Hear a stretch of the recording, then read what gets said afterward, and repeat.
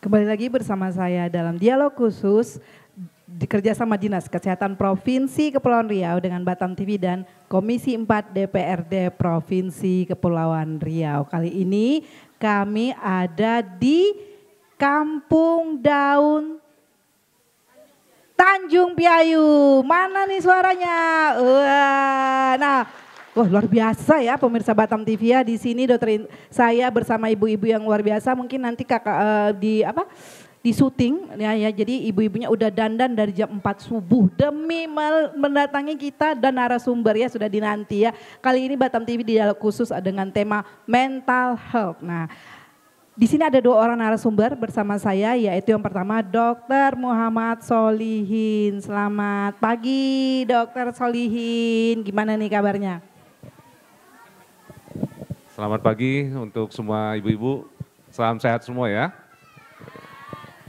Dan ada narasumber yang tidak kalah cantiknya, yang luar biasa, yaitu Ibu Anissa Putri Junita. Selamat pagi Bu. Selamat pagi, Assalamualaikum warahmatullahi wabarakatuh ibu-ibu. Salam sehat, salam sejahtera ya. Gimana kabarnya Bu Anissa? Alhamdulillah. Sehat ya Bu ya? Sehat mental jasmani. Sehat lahir dan batin. Oh, sehat lahir dan batin. Bu, saya mau nanya nih ke pemirsa, ke audien kita nih yang ada di Kampung Daun Tanjung Piayu. Apa sih tema kita pagi ini tuh?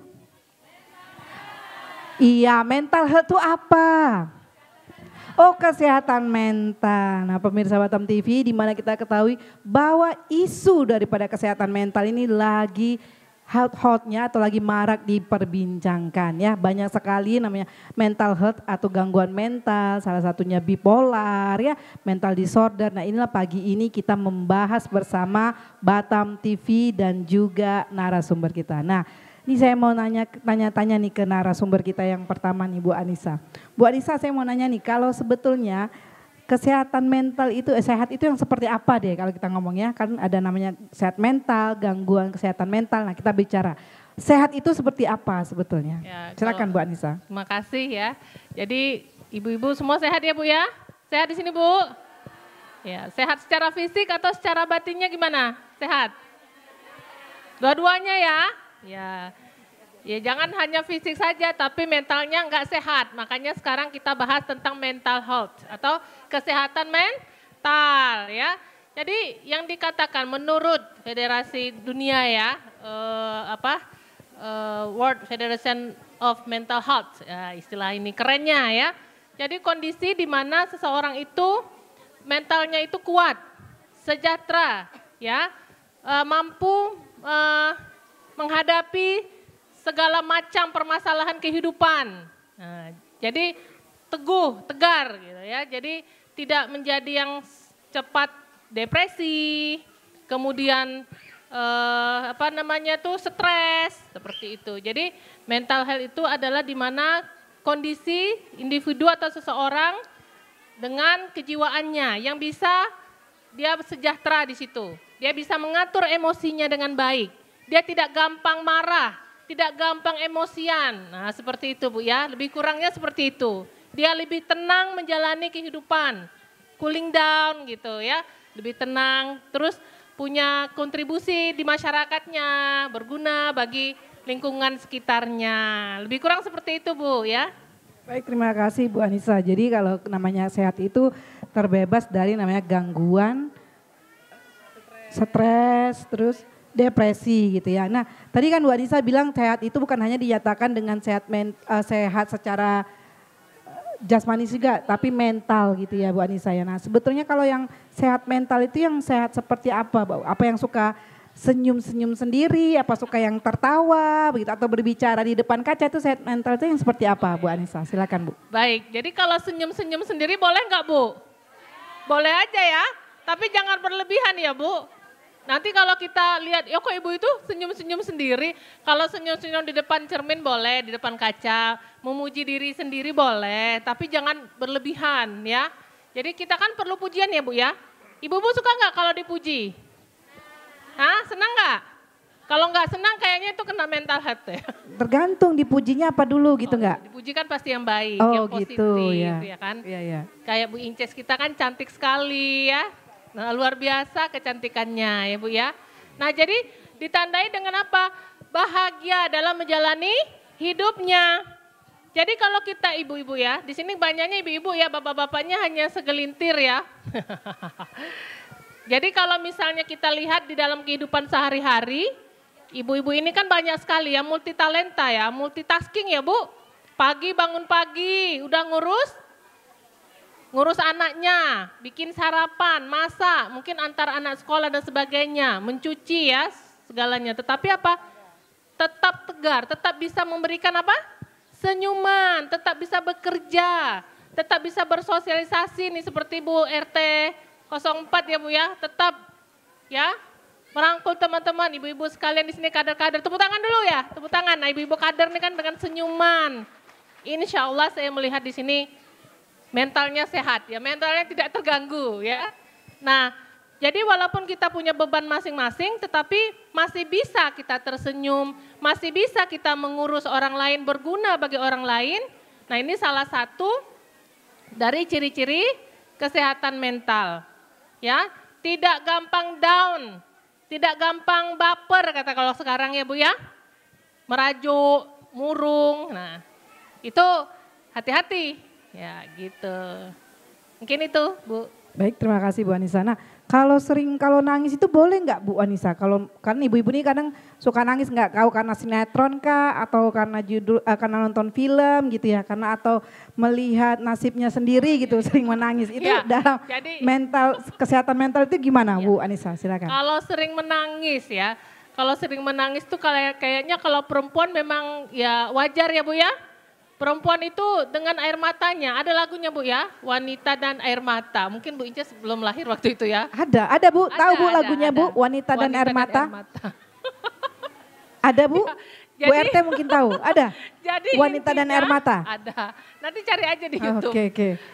Jadi intinya ibu-ibu, kalau perempuan itu kita menangis itu adalah apa? Emosi kan? Ya kan? Pengalihan emosi kita. Ya, apalagi perempuan ini diberikan rasa iba yang lebih daripada laki-laki. Kalau kita melihat suatu kejadian ada sinetron yang sedih, kita nonton sama suami. Siapa yang lebih duluan nangis? Biasanya perempuan ya, tapi kadang-kadang nggak jarang juga bapak-bapak yang nangis, melo bapaknya ya. Jadi kalau perempuan misalnya dengan nangis itu wajar. Jadi kadang ada istilah bersandar di bahu untuk menangis, untuk meluahkan. Karena apa?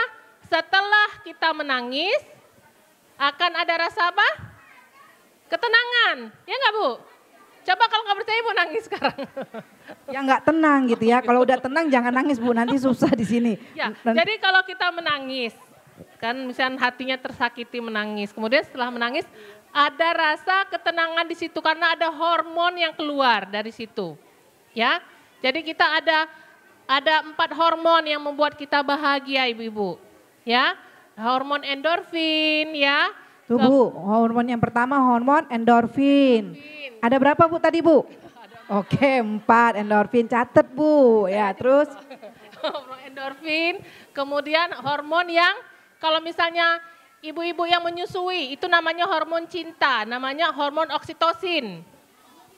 Ya. catet Bu, apa Bu? Catet, Bu. Nah bingung kan ibunya, aduh Ya. kok bahasanya bahasa kampung saya ya, cuman karena sudah lama di kampung daun jadi saya lupa namanya ya. Oksitosin Kemudian ya Bu ya. ada ya serotonin dan dopamin.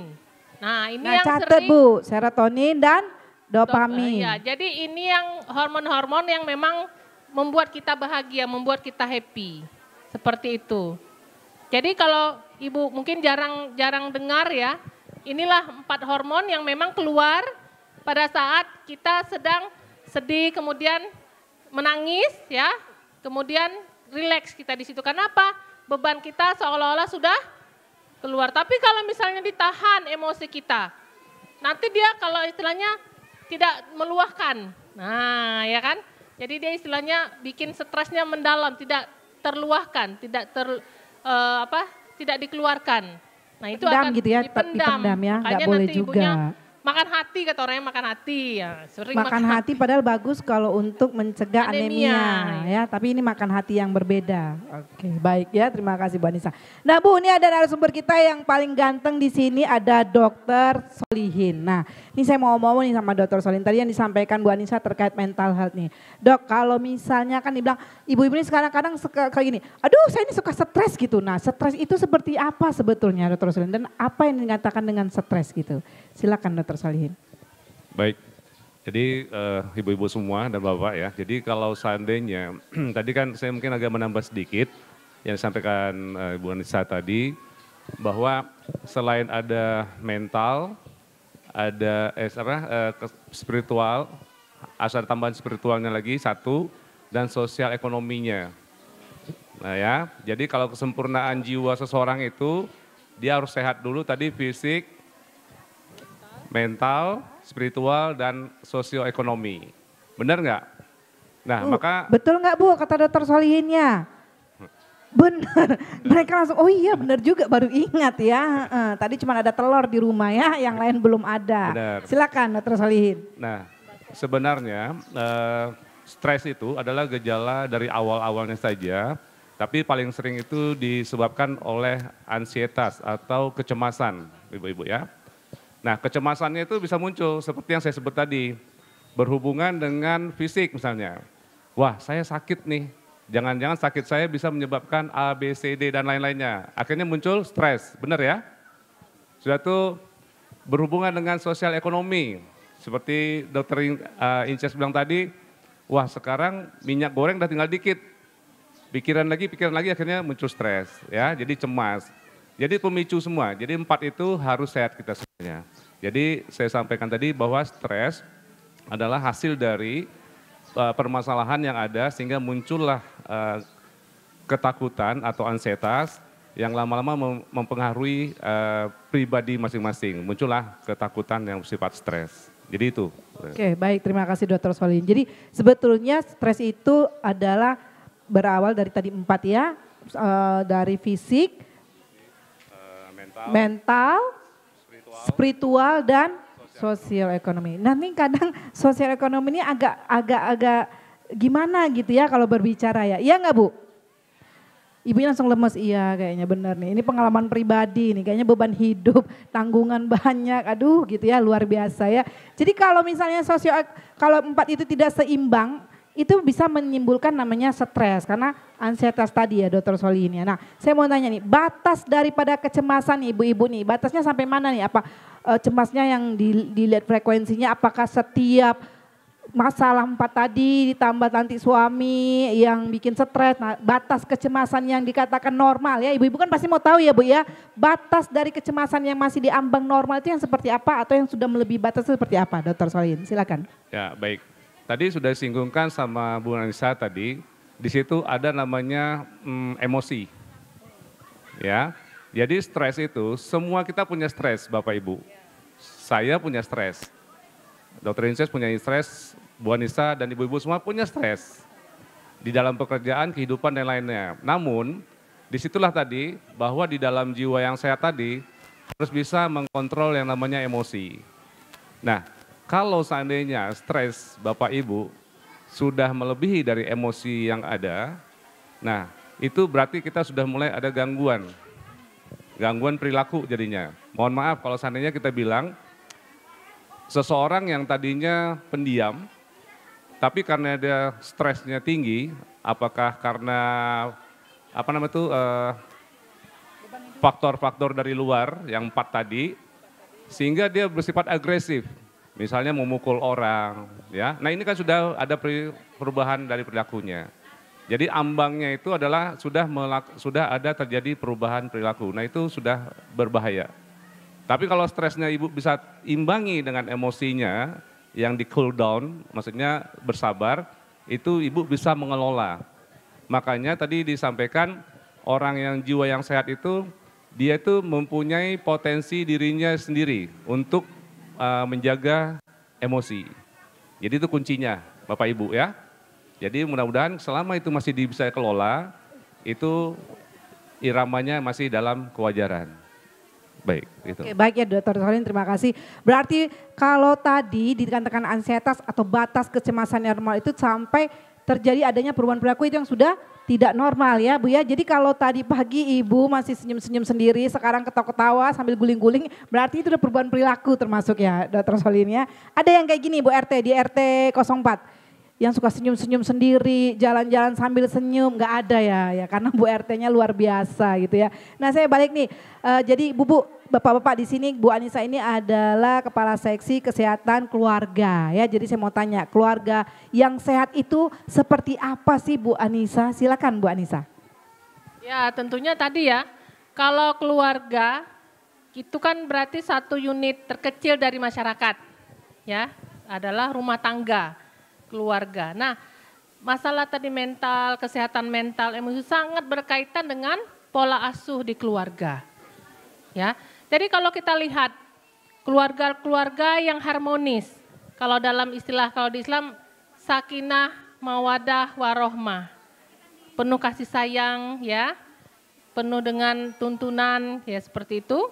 Maka di keluarga itu akan merasa tenang. Tapi kalau rumah tangga, suatu keluarga merasa di dalamnya sudah tidak nyaman, sudah tidak ada ketenangan, sudah bikin emosi aja, pulang-pulang kan surgaku, rumahku, surgaku, kan istilahnya begitu ya Bu ya? Sering kita dengar ya, rumahku, surgaku. Nah inilah pentingnya pendidikan atau parenting, pentingnya pola asuh ya. Karena emosi itu ya, jiwa kita itu akan merekam setiap memori-memori baik yang indah maupun yang buruk. Mulai dari bayi, bahkan mulai dari kehamilan. Apakah kehamilan ini diinginkan atau tidak? Apakah kehamilan ini memang saya harapkan atau tidak? Itu berpengaruh Ibu dengan mental bayi yang akan dilahirkan. Istilahnya ada yang bayi yang keras kepala, starborn ya namanya ya. Pokoknya kok kayaknya nih ini ya. Nah kita kembali lagi kemarin waktu hamil diinginkan apa enggak anak ini? Direncanakan enggak? Mulai dari situ sudah bisa tergambar Ibu. Jadi bagaimana pondasi kestabilan mental kita, pengelolaan ya kesehatan ini, kesehatan jiwa dimulai dari unit terkecil yaitu apa? Keluarga, orang tua, hubungan interaksi dengan orang tua bagaimana atau orang tua dengan anak bagaimana. Apakah di rumah sering kita lihat anak-anak itu kok di luar mereka ceria, mereka beraktivitasnya kayaknya bahagia, ceria gitu ya. Kalau di dalam rumah kok jadi murung, diam. Pokoknya seolah-olah tidak ada kehidupan di rumah. Itu karena dia merekam memori bahwa di rumah itu orang tuanya juga nggak pernah ngajakin main, nggak pernah ngajakin ngobrol. Si bapaknya baca koran, nonton TV, mungkin si ibunya mungkin masak dan sebagainya. Jadi dia di dalam diam-diaman. Mungkin memori itu sudah tertanam sehingga begitu dia keluar dia baru mengeksplorasi semua keinginannya. Seperti itu. Jadi memori itu ditanamkan dari sejak lahir, kemudian cara membesarkan di keluarga itu bagaimana, riwayat-riwayat pernah trauma atau pernah mengalami kekerasan itu sangat berpengaruh terhadap mental health. Makanya di sini saya senang sekali ibu-ibu bisa hadir di sini ya. Di mana di sini kita bisa mendapatkan informasi, mendapatkan ilmu bagaimana kita bisa mengelola stres ya, mengelola kesehatan mental kita agar tetap optimal di segala macam kondisi permasalahan yang dihadapi seperti itu. Oke baik ya Bu Anissa. Jadi kita Bu, Bapak Ibu nih kita berarti kita sepakat dulu bahwa mental health, baru kesehatan mental itu dimulai dari unit terkecil ya dari masyarakat itu keluarga ya Bu Anissa ya. Jadi kalau dan keluarga itu juga dimulai pada saat masih dalam kandungan. Jadi nggak boleh Bu nyalain anaknya nih degil gitu ya kata orangnya, terus nakal, bandel, nggak bisa dikasih tahu. Dulu waktu hamilnya gimana Bu? Nah ya, jadi Kan baru teringat nih. Kata-kata itu doa. Nah Apalagi itu dia seorang ibu ya. ya. Nah, itu doa. Jadi ini kalau ada yang hamil baik-baik ya Bu ya, mana bapaknya? Nih bapak-bapak yang biasanya menghamili nih ya Bu ya, bukan biasanya emang iya. Jadi nggak boleh Bu, bapaknya juga nggak boleh kalau istri hamil tuh dimarah ya. Harusnya disayang-sayang karena anaknya denger. Bu kalau bapaknya ada di rumah nanti habis ini kan ada iklan panggil ya Bu ya. Biar bapaknya tahu gitu ya. Jadi nggak boleh marahin anak. Kalau apalagi pada saat ibunya hamil. Kalau ibunya udah melahirkan juga nggak boleh. Jadi wanita tidak pernah salah, itu dia kuncinya ya. Nah betul katanya. Waduh langsung demo nih di belakang. Sabar Bu ya. Nah ya pemirsa Batam TV, kita dulu segmen 1, nanti kita akan berbicara terkait mental health bersama narasumber kita yang luar biasa setelah ini. Bersama saya Dr. Indrika Cesaria, dialog khusus kerjasama antara Dinas Kesehatan Provinsi Kepulauan Riau dan Batam TV serta Komisi 4 DPRD Provinsi Kepulauan Riau. Kami lagi di Kampung Daun Tanjung Piayu. Mana suaranya? Stay tune.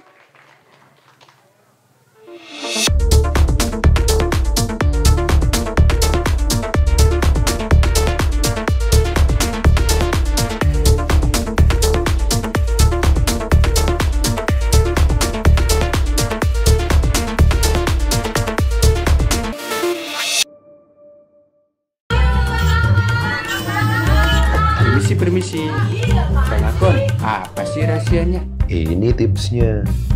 Catat, jaga saluran air tetap bersih, sebersih hati Bang Akon. Jangan lupa pakai otot. Yang kedua, cek septic tank secara berkala. Kalau udah penuh ya disedot. Ketiga, cuci tangan menggunakan sabun sebelum dan sesudah beraktivitas. Yang keempat, lingkungan juga harus bersih. Semua harus kinclong. Kayak wajah Bang Akon, kumis juga harus dijaga biar kinclong. Yang kelima, minum air yang aman dikonsumsi. Pastikan air yang kita konsumsi tidak berasa, tidak berwarna, dan tidak berbau. Wujudkan lingkungan yang bersih dan sehat untuk masa depan yang hebat. Jangan lihat iklannya doang, dipraktekin. Au!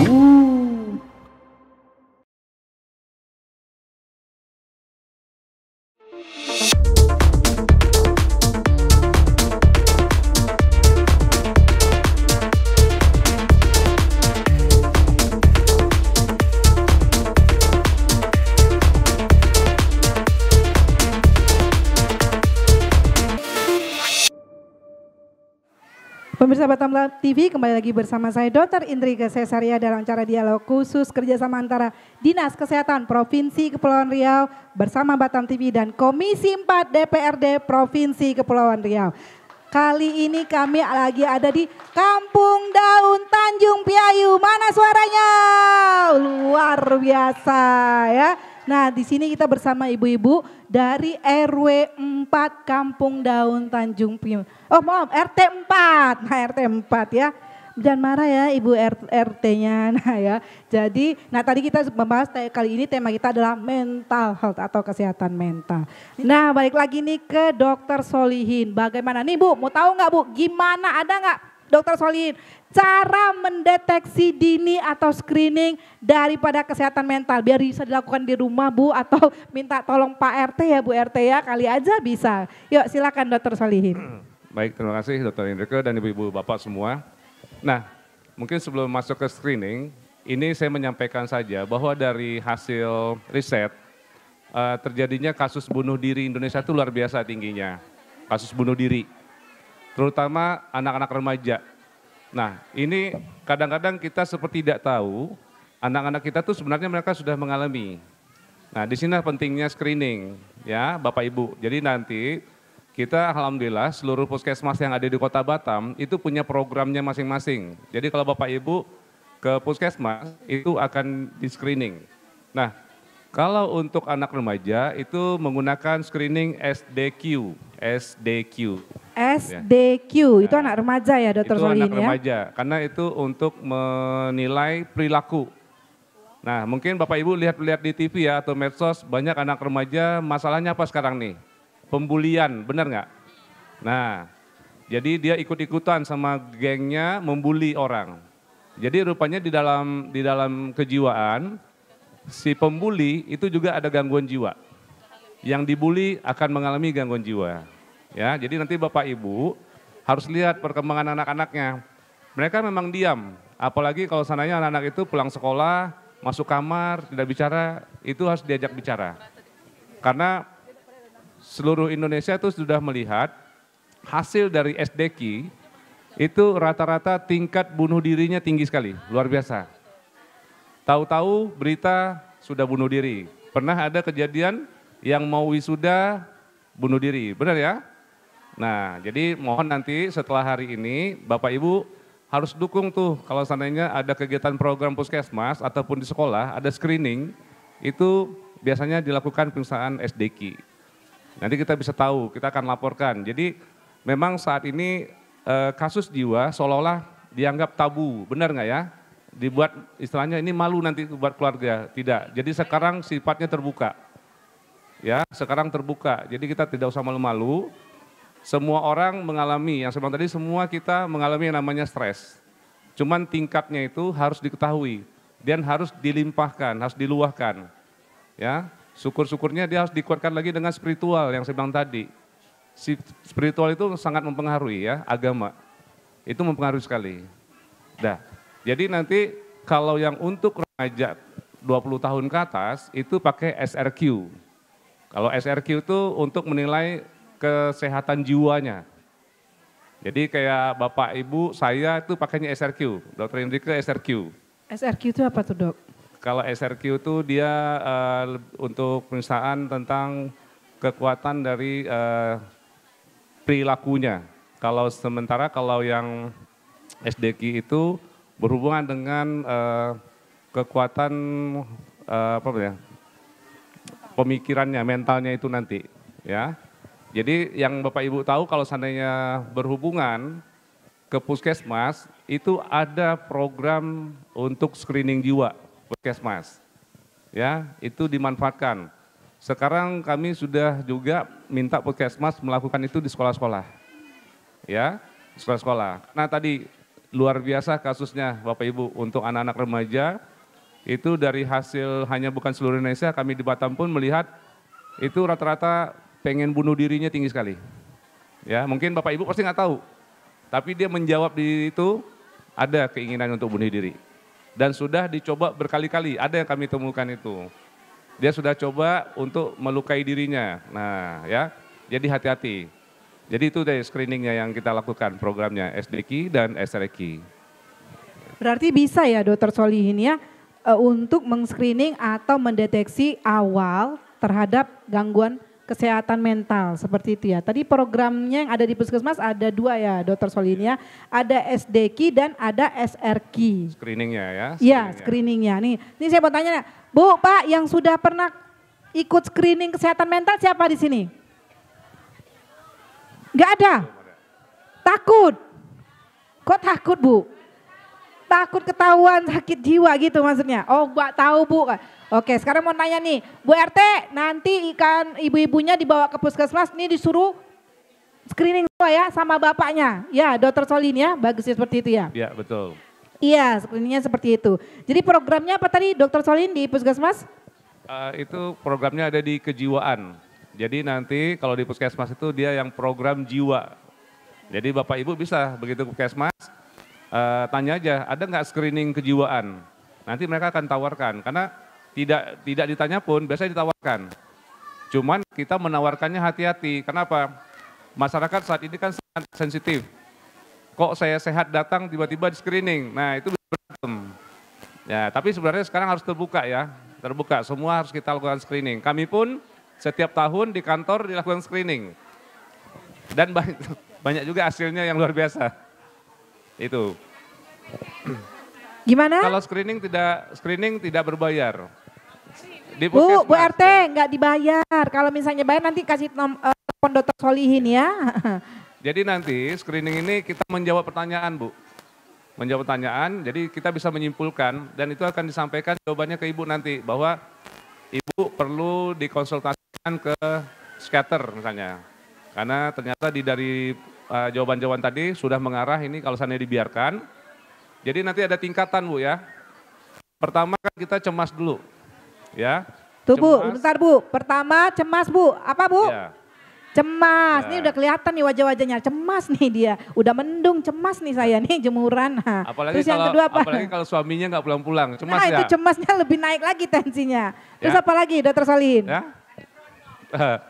Jadi cemas, tapi cemasnya itu tadi tidak bisa dikelola oleh emosinya, sehingga lama-lama dia akan sifatnya itu menarik diri.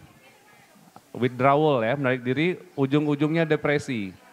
Jadi Nah. cemas, terus menarik diri, ya Dokter Solihinnya. Ya, Depresi. Depresi, baru nanti akan muncul schizophren namanya Bu. Schizophren Bu. Jadi pada saat cemas itu masih bisa dia seperti kita biasa gini. Tapi nanti kalau menarik diri, artinya tuh dia sudah nggak mau bersosialisasi, dia di dalam aja mengurung diri. Nah itu lama-lama muncul depresi karena dia tidak bisa melimpahkan. Dan depresi ini berlanjut akan muncul schizophren. Schizophren itu dia sudah mulai mendengarkan suara-suara yang membisikkannya dia. Atau pandangannya itu sudah mulai ngelihat sesuatu yang tidak pernah kita lihat. Itu namanya schizophren. Nah kalau sudah terjadi schizophren, ini sudah terjadi perilakunya sudah tidak bisa dia kontrol lagi. Ya, emosinya tidak bisa kontrol, tidak punya perasaan lagi, dan tidak punya daya pikir. Jadi dia mandi nggak mau, pakai rapi nggak mau, semuanya dia nggak ada lakukan. Itu memang sudah berat. Tapi saat ini untuk pengelolaan jiwa Bu, untuk pengelolaan sakit jiwa ini sebenarnya kan saya bilang tadi ini dianggap jangan tabu. Kita harus terbuka, kita tidak harus malu. Kalau seandainya di keluarga harus ada yang terkena ini. Karena apa? Yang terjadi di masyarakat, kalau ada keluarganya yang kena gangguan jiwa, langsung dipasung, benar nggak? Kalau nggak dikurung. Iya Bu. Oh, oke. Sekarang itu pasung mungkin tidak ada, tapi lebih banyak dikurung. Nah ini undang-undang sebenarnya tidak boleh, ini ada pidananya kalau mereka keluarga yang mengurung keluarganya yang ada kelainan jiwa tadi, nggak boleh. Oke, berarti gini Dokter Solihin, yang namanya tadi 4 tingkatan gangguan mental yang ada apa Bu? Cemas, terus menarik diri, terus apa Bu? Depresi. Terus skizofreni ya. Ini kayaknya pada mandi semua ya? Takut juga saya, ibu-ibu rapi, cantik, tapi nggak mandi gitu ya, curiga juga. Tapi enggak ya Dokter Solihin karena nggak menarik Iya, diri. ini sebenarnya Berarti resep. bisa diterapi gitu ya. Bisa. Berarti pasung itu bukan masuk terapi kesehatan jiwa, Bukan. gangguan kesehatan Ya. jiwa enggak. Jadi terapinya seperti apa sih Dokter Solihin? Silakan Dok. Ya, jadi Bu, kalau seandainya nanti ada yang sudah, yang kita harapkan itu kenapa ada screening? Karena dari awal dia masih tingkat awal, cemas saja. Atau dia mulai menarik diri. Tapi itu nanti dengan konsultasi, ataupun kalau berat dia dikasihkan obat terapi, itu perbaikannya sangat luar biasa. Nah, mereka yang sudah masuk ke schizophren, yang tadi yang saya bilang sudah nggak pakai baju misalnya, terus sudah nggak mengurus dirinya, itu kalau perlahan pun diobatin, tapi tidak seperti membalik telapak tangan ya, itu butuh waktu mungkin 1-2 tahun, itu dia akan mulai ada perubahan perilaku. Namun tetap harus ada support keluarga, makanya kita ada namanya programnya adalah Tim Pelaksana Kesehatan Jiwa Masyarakat. Jadi masalah jiwa itu tidak hanya untuk di puskesmas rumah sakit, tapi masyarakat harus mendukung. Artinya apa?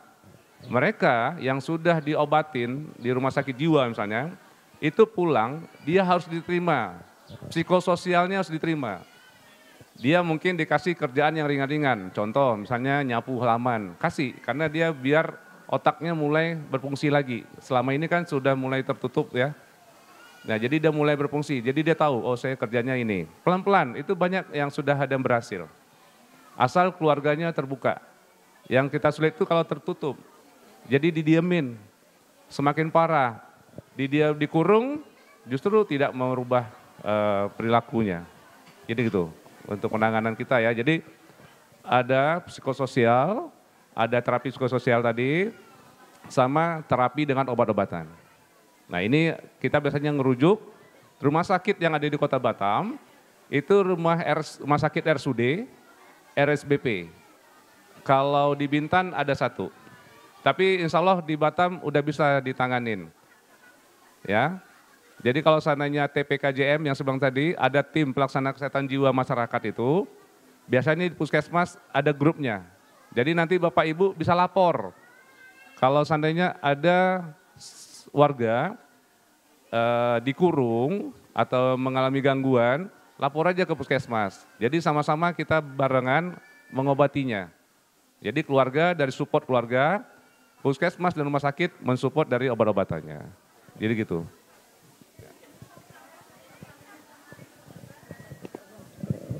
Baik, begitu ya Dokter Solihin Bu. Jadi tadi kalau namanya pada pasien-pasien dengan gangguan kesehatan mental itu nggak boleh dikurung apalagi dipasung ya Dokter Solihin ya.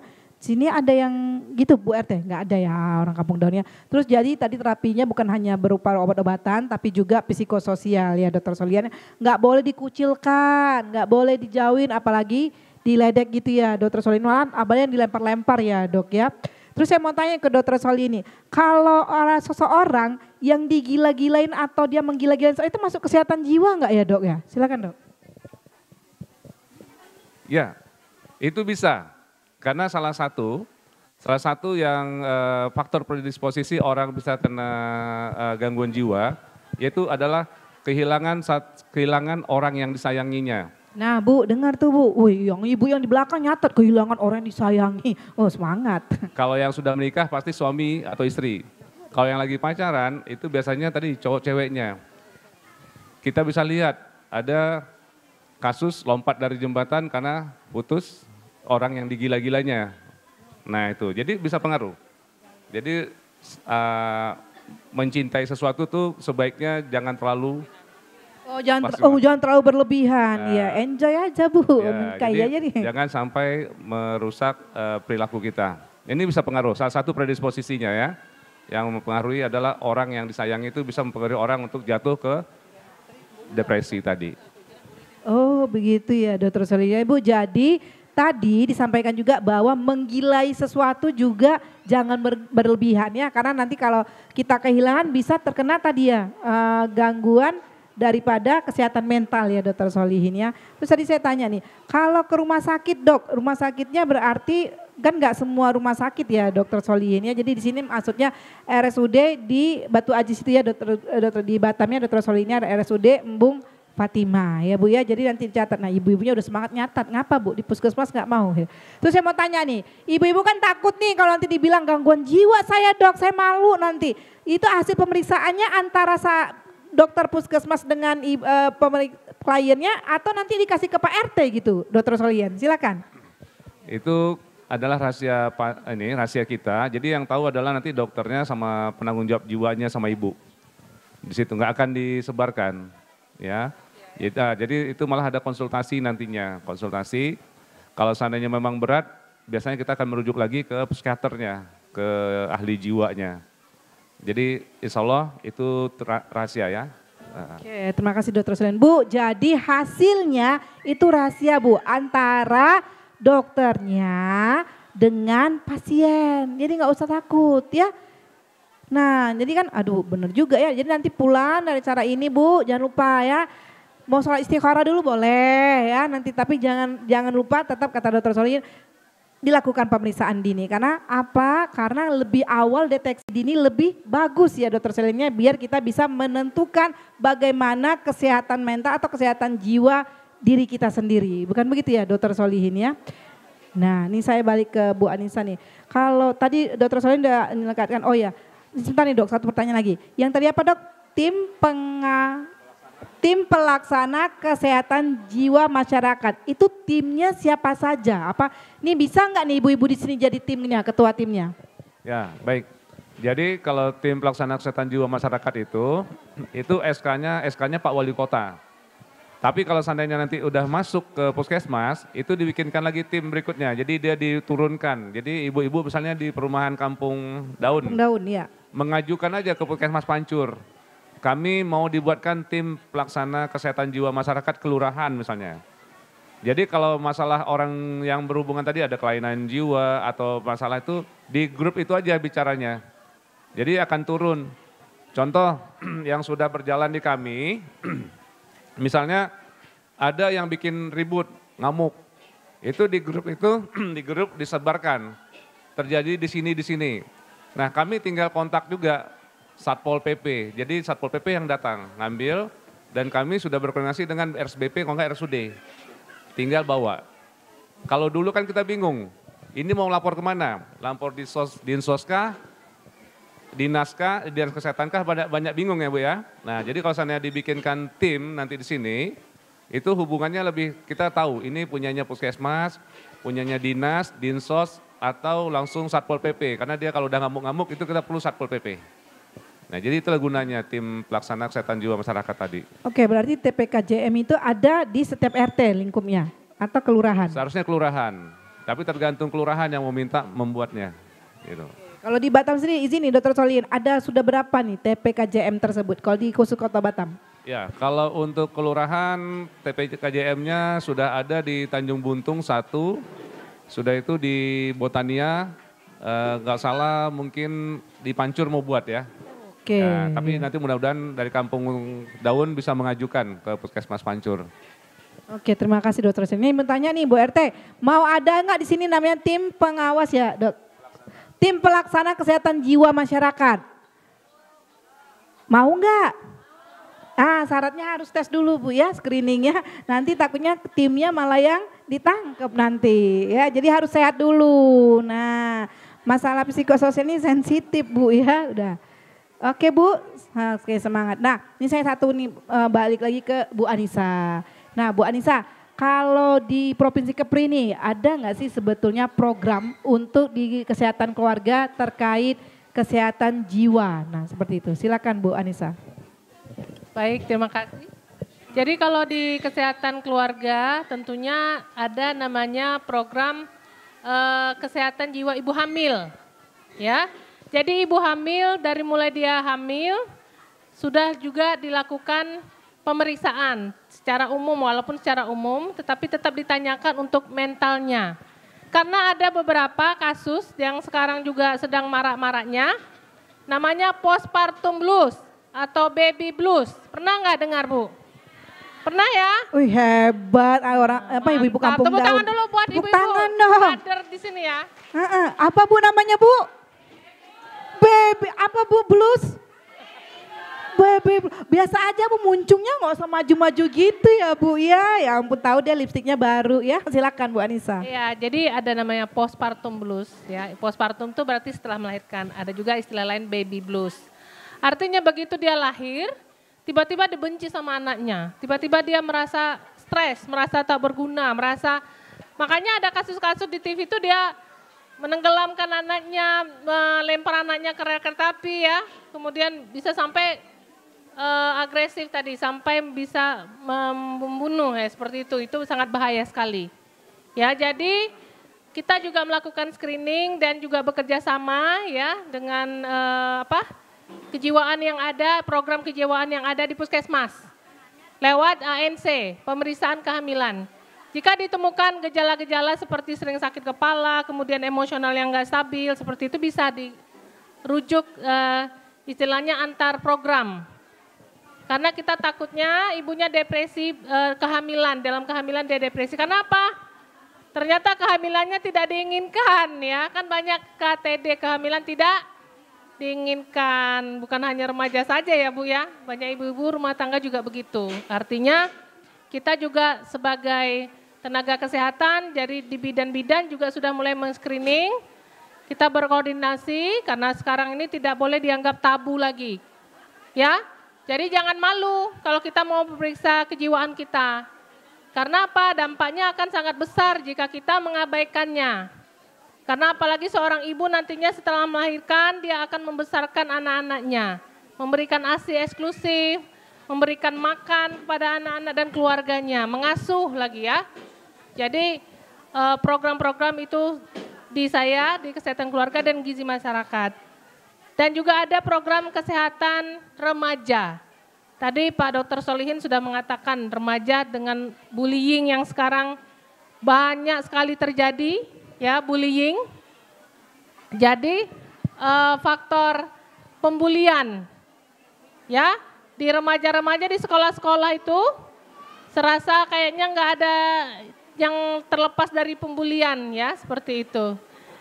Jadi demikian Ibu-ibu, kalau program kita ada program remaja ya untuk bagaimana anak remaja kita lakukan pembinaan supaya tidak terjadi kekerasan. Ya, seperti itu. Ada programnya. Baik Bu Anissa, kalau di remaja sendiri untuk di Provinsi Kepri ini apakah semua puskesmas sudah bisa melakukan tadi ya screening untuk remajanya? Ya. Kalau kita ada namanya Puskesmas Peduli Kesehatan Remaja (PKPR). Kita ada juga program namanya Posyandu Remaja. Di sini ada nggak Bu? Posyandu Remaja? Belum. Padahal ibu-ibunya kelihatan remaja ya pada masanya ya 10 tahun atau 20 tahun yang lalu ya. Silakan, ada program PIK KRR ya, KESPRO, Kesehatan Reproduksi Remaja. Banyak sekali program-program di mana memang keterkaitannya sangat erat. Makanya sekarang ini kita di kesehatan sifatnya adalah berkoordinasi. Kita kolaborasi, integrasi ya, terpadu. Saya dengan Pak Solihin, dengan beberapa teman ya, multidisiplin pendekatan kejiwaan ini nggak bisa satu sektor saja. Tidak bisa dari kesehatan saja, tapi kita libatkan keagamaan juga. Karena apa tadi? Ya, yang membuat hati itu tenang juga spiritual kita. Semakin kita kuat spiritualnya, maka insya Allah akan lebih tenang menjalani kehidupan. Ya, benar ya Bu ya? Istilahnya apa? Qanaah ya, menerima dengan ikhlasnya ya, seadanya. Seperti itu. Gitu ya. Ya, berarti ilmu ikhlasnya harus tinggi ya, Bu ilmu Anissa, ikhlas ya? harus tinggi. Jadi kalau seseorang yang bisa ikhlas, insya Allah dia tidak akan kena sakit jiwa. Dia karena ikhlas. Bu, termasuk ikhlas terima suaminya poligami Bu? Enggak?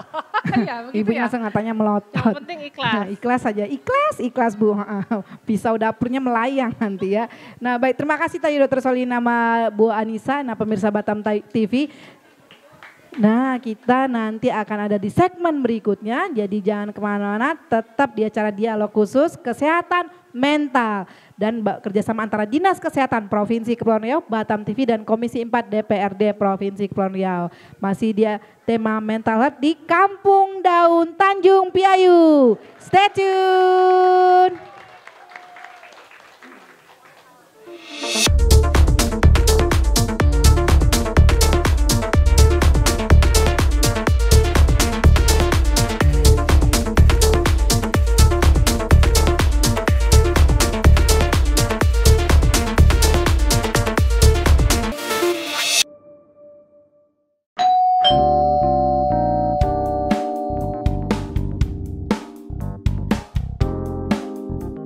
Anak, menantu, dan cucuku, piring ini menjadi panduan untuk asupan gizi kalian setiap hari. Harus lengkap, terdiri dari makanan pokok, lauk pauk, sayur, dan buah. Jangan lupa jaga kebersihan dan berat badan kalian. Sesibuk apapun kalian, lakukan aktivitas fisik minimal 30 menit setiap hari. Minum air putih minimal 8 gelas setiap hari. Nenek pingin anak, mantu, dan cucu semuanya sehat dan kuat. Penuhi kebutuhan gizi kita sesuai pedoman isi piringku. Isi piringku untuk masyarakat sehat dan kuat.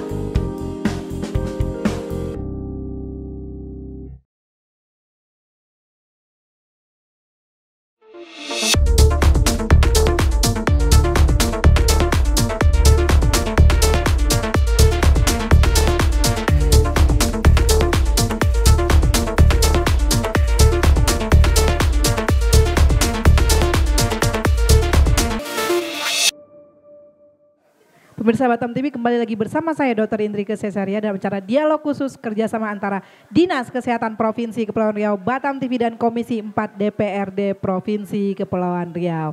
Sekarang kami lagi ada di Kampung Daun Tanjung Piayu. Wah, luar biasa. Sampai ada yang loncat-loncat loh di sini. Nah, ya penasaran ya. Nah, baik pemirsa Batam TV, tadi kita sudah berbicara terkait mental health atau kesehatan mental. Nah, kali ini kita ada kedatangan narasumber kita yang luar biasa. Kecantikannya sudah diakui ya oleh seluruh penduduk Provinsi Kepri, khususnya Kampung Daun. Ini ada Ibu Ririn Warsiti, selamat datang Ibu.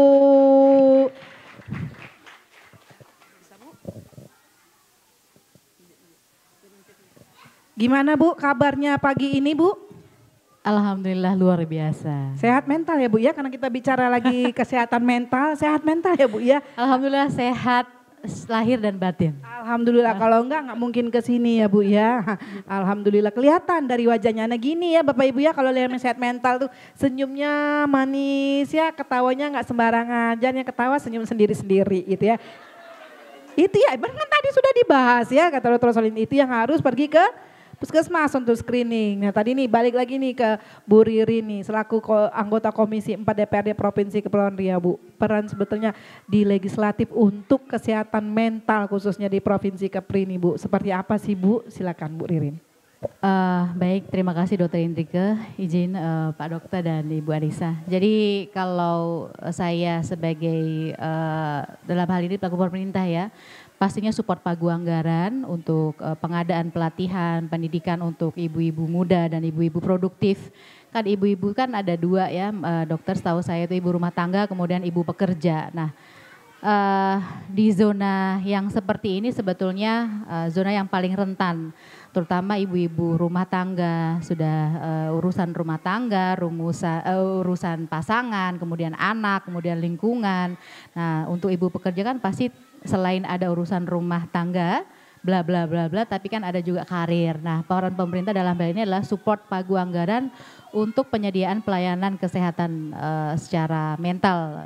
Tentunya Provinsi Kepulauan Riau juga sudah hari ini sudah dibuka RSJKO yang ada di Tanjung Uban ya Ibu Anissa, kemudian juga ada pendidikan dan kemudian pelatihan, bantuan-bantuan seperti kegiatan seperti ini sebetulnya support dari pemerintah, memberikan pendidikan kepada masyarakat, kepada ibu-ibu, kepada generasi muda. Kita keliling ke sekolah-sekolah baik SMK, SMA dan semua usia produktif. Kita lakukan bersama-sama dinas terkait seperti dinas kesehatan, kemudian dinas pendidikan, beberapa UPPD yang lain seperti pemberdayaan perempuan dan anak. Kira-kira begitu, Dokter Inces. Baik, terima kasih Bu Ririn. Nah, tadi ini Bu pesan sponsor dari Bu RT tadi katanya. Coba, kalau anggota dewan tuh di screening nggak Bu? Karena kata mereka takut lah di screening nanti ketahuan. Katanya ketahuan apa Bu? Ketahuan kalau saya ada nya. Nah, kalau di legislatif sendiri gimana Bu untuk screening gangguan kesehatan mentalnya? Seperti apa Bu? Silakan Bu Ririn. Kebetulan yang tahun ini ya tahun demokrasi, pemilu demokrasi, pesta demokrasi untuk seluruh rakyat Indonesia, memang untuk menjadi calon-calon pemimpin itu memang ada screeningnya Dok. Sebelum kita ditetapkan sebagai calon atau bacalek namanya, itu memang ada tesnya Dok, tes mental dan fisik. Dan itu dikeluarkan oleh lembaga terkait yaitu rumah sakit, bahkan ada tes kesehatan jiwa juga lengkap semuanya. Jadi bisa dipastikan seluruh bacalek, sebelum caleg kan ada bacalek bakal calon legislatif ya Dok, sebagai jenjang kota, provinsi, DPR RI, DPD dan bahkan untuk presiden juga semuanya lengkap, mental dan secara psikis, kemudian tertulis juga semua lengkap. Jadi semua bacalek kemudian dia lolos menjadi caleg, semuanya bisa dipastikan itu mental dan sebenarnya sehat, kira-kira begitu. Dan itu diakui di rumah sakitnya, tidak rumah sakit sembarangan, rumah sakit yang sudah ditunjuk dan bekerjasama dengan pemerintah. Kira-kira begitu Dok. Oke baik, terima kasih ya Bu Ririn. Bu Pak, jadi legislatif kita terutama di Provinsi Kepri aja udah sehat mental. Artinya apa? Datang periksa pemeriksaan kesehatan mental ya Bu Ririnnya. Jadi yang kemarin dipilih itu udah sehat mental. Nah sekarang tergantung dari Bu RT nih Bu, nanti warga-warga Kampung Daun, Tanjung Piayu RT 4 datang ya Bu ya, diarahkan Bu ya. Kalau nggak diarahkan nanti bahaya juga Bu, nanti kalau ada warganya senyum-senyum sendiri ya Bu ya. Nah baik, ini saya satu pertanyaan lagi ke Bu Anissa nih ya Bu Ririnnya izin. Bu Anissa, kalau makanan nih ada nggak yang mempengaruhi kesehatan mental sebetulnya? Silakan Bu Anissa. Baik, terima kasih ya Ibu-Ibu, pertanyaannya bagus sekali ya Bu ya. Mungkin penasaran kalau dari segi nutrisi, masalah gizi itu bagaimana mempengaruhi masalah kejiwaan atau mental. Nah jadi kadang-kadang kalau orang yang stres gitu ya, dia akan lebih banyak minum atau makan yang manis-manis. Gula itu salah satu makanan yang perlu dihindari Ibu-Ibu. Ya, karena apa? Dia memicu suatu metabolisme yang membuat kita malah membuat kita stres. seperti itu. Ya. Kemudian makanan-makanan atau minuman, alkohol, ya jelas ya. Jadi kalau ada yang, kalau di sini saya yakin nggak ada lah ya ibu-ibu yang mengkonsumsi alkohol ya. Tapi kalau yang bapak-bapak, ya misalnya, itu membuat apa? Emosi kita meningkat ya. Makanya kenapa miras, nah, seperti itu kan salah satu kenapa kita larang. Karena apa? Akan membuat cara berpikirnya nggak normal, Bu. Orang yang teler atau mabok itu kan dia nggak waras, dalam tanda petik ya dia akan emosi, marah-marah. Begitu ya, pikirnya nggak bisa lagi, dia nggak bisa mengendalikan emosinya. Seperti itu. Hindari ya. Kemudian makanan yang mengandung MSG, makanan-makanan kaleng, kemasan, tolong dihindari juga. Bikinlah makanan yang terbaik untuk keluarga. Makanan olahan sendiri. Makanan yang dikemas, bukan makanan yang dibungkus. Gitu ya. Makanan-makanan yang betul real food, ya apa? Real food, makanan yang real. Mohon maaf, seperti misalnya nugget, itu enggak real food, itu olahan. Jadi alangkah baiknya kita membuat sendiri. Kemudian mungkin saya perlu sampaikan juga di sini, ibu-ibu ya, yang muda-muda, yang cantik-cantik ya. Ada juga makanan atau bahan-bahan makanan atau minuman yang bisa menenangkan pada saat kita stres. Misalnya, coklat, nah, dark coklat tapi dark coklat, coklat yang dark, ya, karena dia mengandung kokoanya ya, harus tinggi, itu juga merilekskan. Kemudian makanan-makanan yang memiliki omega 3 yang tinggi, alpukat, ikan, oatmeal, ya, seperti itu. Kemudian teh, misalnya teh chamomile. Teh apa ya, chamomile itu teh bunga matahari ya, apa ya, seperti itu.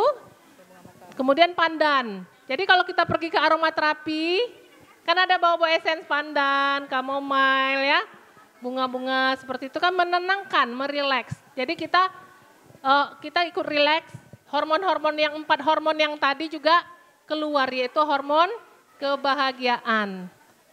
Seperti itu, jadi faktor makanan juga sangat mempengaruhi. Kamu itu adalah apa yang kamu makan. You are what you eat. Kalau kamu makannya yang bergizi, yang baik, nutrisinya, halal dan thoyyib, maka kamu juga akan baik. Seperti itu. Kalau makanannya makanan yang enggak real food, junk food ya, seperti itu, walaupun sekarang katanya keren ya, tapi ternyata itu juga sumber penyakit. Makanya tak heran kalau kita lihat sekarang ini, ibu-ibu nih kebetulan saya lihat ada yang ibu hamil ya. Nanti menyusui ya Bu bayinya ya.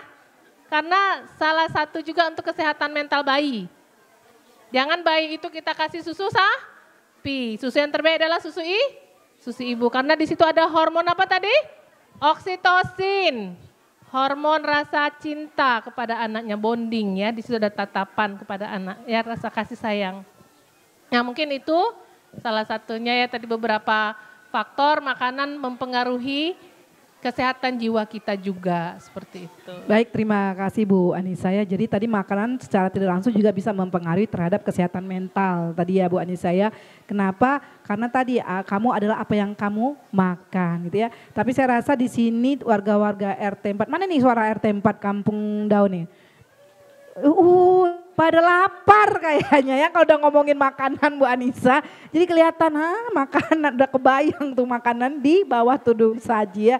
Jadi ada jenis makanannya yang mempengaruhi, salah satunya tadi harus makanan yang segar ya, yang fresh. Terus yang segar tuh artinya bukan ikan segar gak dimasak ya Bu Anissa ya. Terus hindari juga yang mengandung MSG dan makanan-makanan cepat saji gitu ya Bu Anissa ya.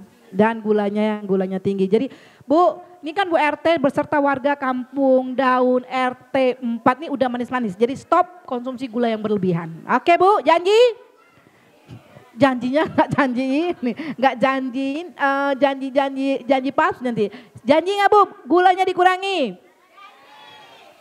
Janji semangat ya Bu ya. Nah ini tadi saya dibisik-bisik sama Bu Ririn bilang gini, saya percaya kok sama warga Kampung Daun RT 4. Saya mau bagi-bagi dari tadi pagi dengerin apa yang disampaikan narasumber. Nah Bu Ririn mau bagi-bagi sembako ya bukan ya.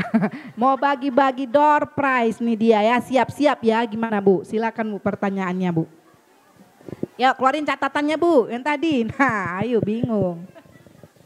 Gitu ya. Barangkali sedikit dari saya, dokter ini yang paling penting izin dok, bahwasanya kurangnya dukungan pemerintah secara aktif untuk menghapuskan stigma negatif bahwasanya kesehatan mental itu sama dengan gila gitu. Nah terkadang seperti ya saya juga termasuk ibu-ibu muda yang mungkin barangkali tidak bisa terlepas dari gangguan-gangguan. Nah mungkin tingkatannya barangkali yang mungkin kita beda-beda ya. Termasuk gangguan kecemasan lah kira-kira begitu. Nah dalam hal ini selama saya di Komisi 4 di DPRD Provinsi Kepulauan Riau, memang ada beberapa program tapi barangkali kurang maksimal. Kenapa? Penting sekali yang pertama pengetahuan pemangku kebijakan terkait dukungan atau support seperti apa untuk masyarakat khususnya para ibu-ibu muda rumah tangga maupun pekerja untuk mengurangi beban atau tekanan finansial barangkali dengan memberikan dukungan-dukungan. Yang pertama barangkali ya menurut saya itu adalah subsidi untuk sekolah biaya anak. Itu kan tekanan yang paling kuat yang selalu yang pertama kali dialami oleh ibu-ibu ya. Baik ibu-ibu rumah tangga maupun ibu pekerja. Kemudian cuti untuk ibu pekerja. Terkadang cuti yang bagi ibu-ibu pekerja ini terkadang dapat kurang mendapatkan perhatian. Nah, ya, misalnya lagi menstruasi, ya kan gangguan menstruasi ya, lagi sakit kemudian tetap aja harus bekerja. Ya kan, kemudian juga terkait pengasuhan anak, penitipan anak, dan tingginya harga atau mungkin budget untuk dikeluarkan untuk biaya penitipan anaknya. Seperti itulah yang kita harus sama-sama mengawal bagaimana pemerintah mampu memberikan dukungan penuh, support penuh kepada masyarakat khususnya Kota Batam dan Provinsi Kepulauan Riau. Barangkali itu dari saya, Jess. Ini kita pemirsa Batam TV di acara dialog khusus. Namun sebelum ini kita minta closing statement dari narasumber kita. Silakan Bu Anissa.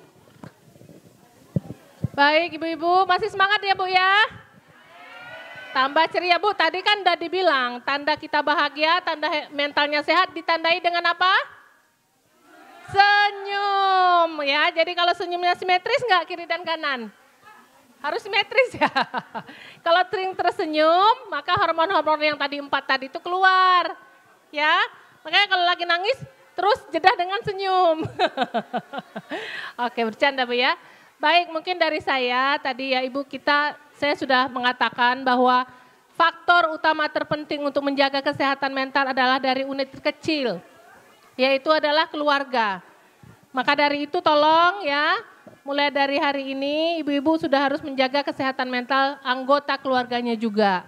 Ya, saling sapa kepada anaknya ya, kepada suami atau istri ya. Kemudian saling senyum, berkomunikasi yang baik. Karena rata-rata ini adalah masalah komunikasi yang tidak terjadi dengan harmonis. Jadi teman-teman, ibu-ibu muda sekarang ini kita harus mengatur, kendalikan emosi, ya, cooling down. Oke, karena apa tadi saya bilang? Anak-anak itu akan mengingat memori, perlakuan, ya, pola asuh perlakuan kita kepada anak-anak kita yang akan diturunkan kelak saat dia menjadi orang tua. Jadi kita ingin menjadi keluarga yang sakinah, mawadah, warohmah. Mungkin dari saya itu, terima kasih. Baik, terima kasih Bu Anissa. Selanjutnya Bu Ririn Warsiti, silakan. Terima kasih dokter. Kalau dari saya, dari segi pemerintah, dalam hal ini pemerintah sudah memberikan dukungan yang luar biasa kepada masyarakat terkait edukasi, kemudian pendampingan, bahkan penyediaan konselor untuk para ibu rumah tangga ataupun ibu-ibu pekerja yang memang memiliki gangguan-gangguan kecemasan dan lain-lainnya.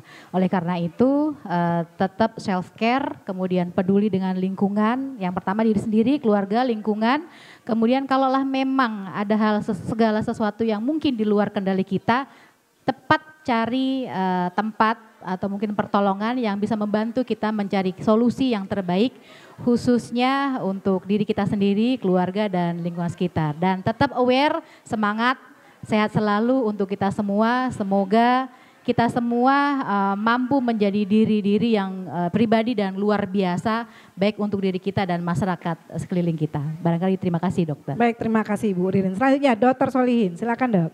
Ya, baik. Jadi sudah disebutkan tadi beberapa kesimpulan, jadi kami hanya menambahkan bahwa nanti semua masyarakat Batam, terutama di Kampung Daun ini, kita sudah mulai membuka diri, jadikan ini bukan tabu atau stigma, ya, terbuka terhadap pelayanan dari rumah sakit ataupun puskesmas untuk mendapatkan informasi-informasi terkait tentang kesehatan jiwa. Terus jangan lupa salah satunya adalah spiritual tadi, karena salah satunya Allah bilang berzikirlah dengan mengingatku maka hatimu jadi tenang. Jadi spiritual itu paling kuncinya. Mungkin itu saja yang saya sampaikan. Assalamualaikum warahmatullahi wabarakatuh. Waalaikumsalam. Terima kasih Dr. Solihin. Pemirsa Batam TV, kesehatan mental dapat dideteksi secara dini, ya, dari unit terkecil yaitu keluarga. Keluarga yang sehat fisik, mental, rohani dan jasmani adalah keluarga yang akan menghasilkan generasi cerdas dan generasi yang sehat mental, penerus bangsa. Baik, demikian dialog khusus kita kali ini dengan tema kesehatan mental kerjasama antara Dinas Kesehatan Provinsi Kepulauan Riau, Batam TV dan Komisi 4 DPRD Provinsi Kepulauan Riau. Nantikan lagi tema-tema yang menarik berikutnya di acara dialog khusus bersama saya Dr. Indrike Cesaria. Sampai jumpa.